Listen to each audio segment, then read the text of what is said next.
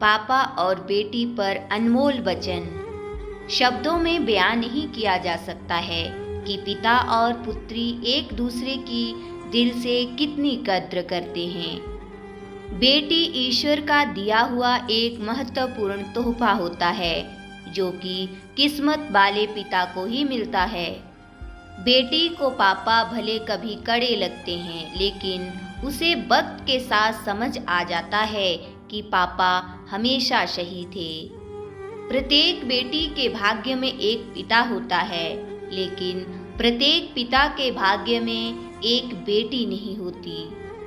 एक दूजे को देखते ही दिल का हाल जान लेते हैं। बाप बेटी दुख सुख आंखों से पहचान लेते हैं। बेटे बाप की जमीन बांटते हैं और बेटियां हमेशा बाप का दुख बांटती हैं। एक बेटी इतनी बड़ी हो सकती है कि वह आपकी गोद में न समाए, लेकिन वह इतनी बड़ी कभी नहीं हो सकती कि पिता के दिल में न समा सके। जिस घर में बेटियां पैदा होती हैं, उस घर का पिता राजा होता है, क्योंकि परियां पालने की औकात हर किसी की नहीं होती। बेटे अक्सर चले जाते हैं माँ बाप का दिल तोड़कर, बेटियां तो गुजारा कर लेती हैं टूटी पायल भी जोड़कर। एक पिता ने क्या खूब लिखा है, हमें तो सुख में साथ ही चाहिए, दुख में तो हमारी बेटी अकेली ही काफी है।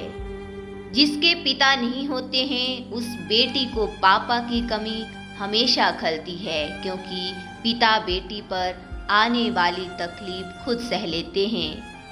अगर आपकी बेटी कुछ मांगे तो बिना सोचे ला देना, क्योंकि शादी के बाद आप कुछ भी दोगे तो उसके शब्द यही होंगे, इसकी क्या जरूरत थी पापा।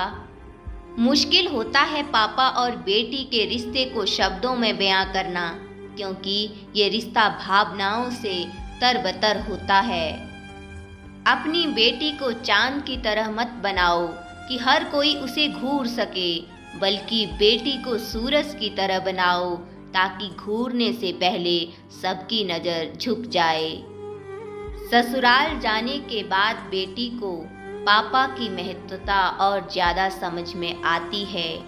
उन्होंने बेटी की जिद और सपनों को कैसे पूरा किया, ये जान जाती है।